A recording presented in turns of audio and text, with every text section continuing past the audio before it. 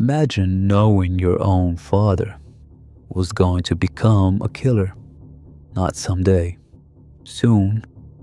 You see the future. He doesn't believe you, and you can't stop what's coming.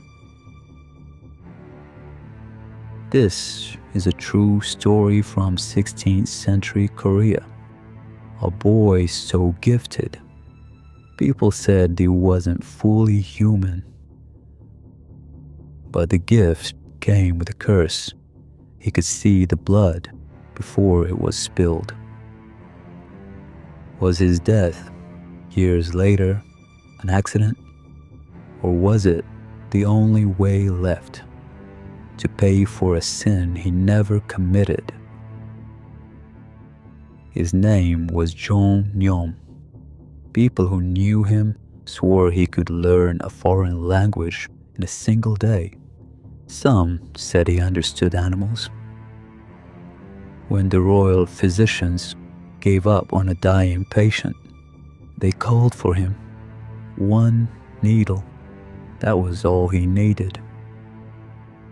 The royal court took notice. A prodigy, they called him. The kind of mind that comes along once in a generation. But underneath that brilliance, something darker was already forming.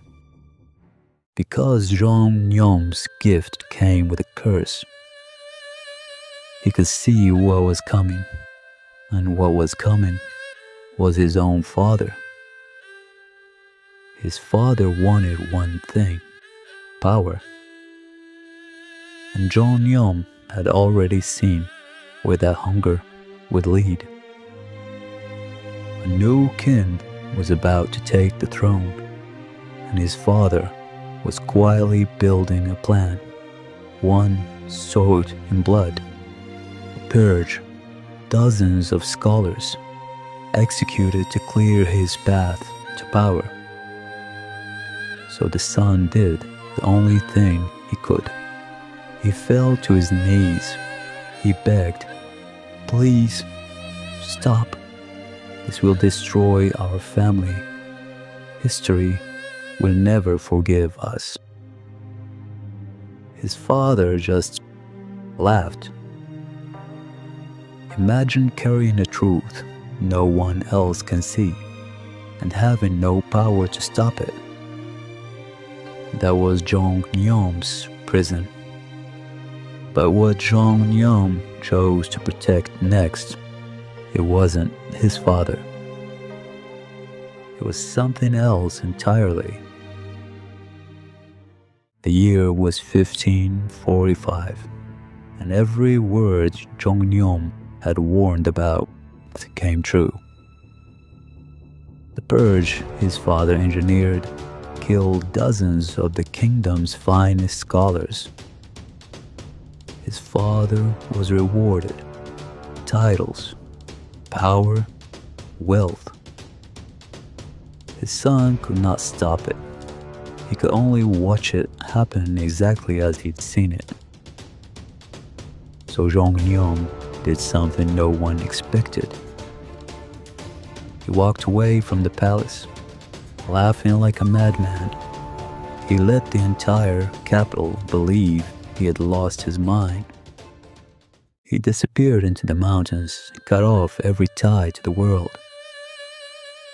When his father sent him fine food, bought with blood-stained power, he refused to touch it.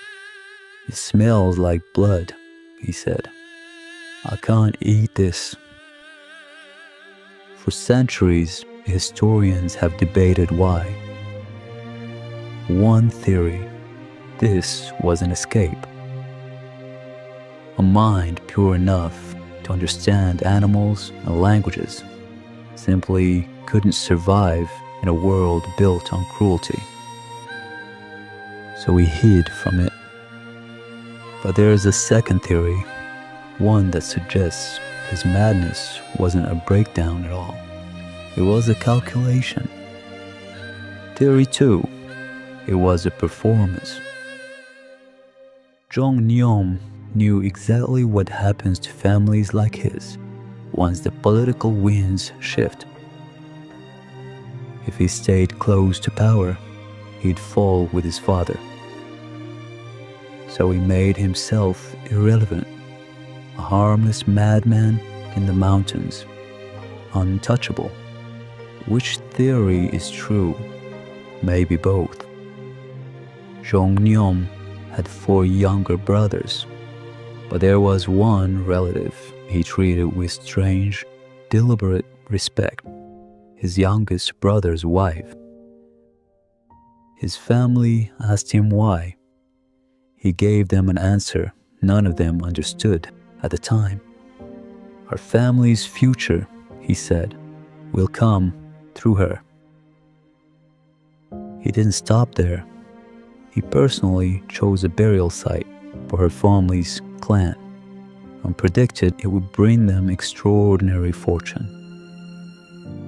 Years later, his prediction proved chillingly accurate. His own family paid the price for his father's sins. Their bloodline nearly died out completely. But the sons of the woman he'd honored were adopted in and carried the family name forward.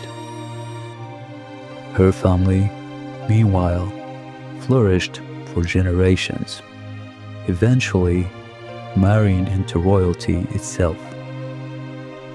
The Purge, the family's collapse, even whose bloodline would survive.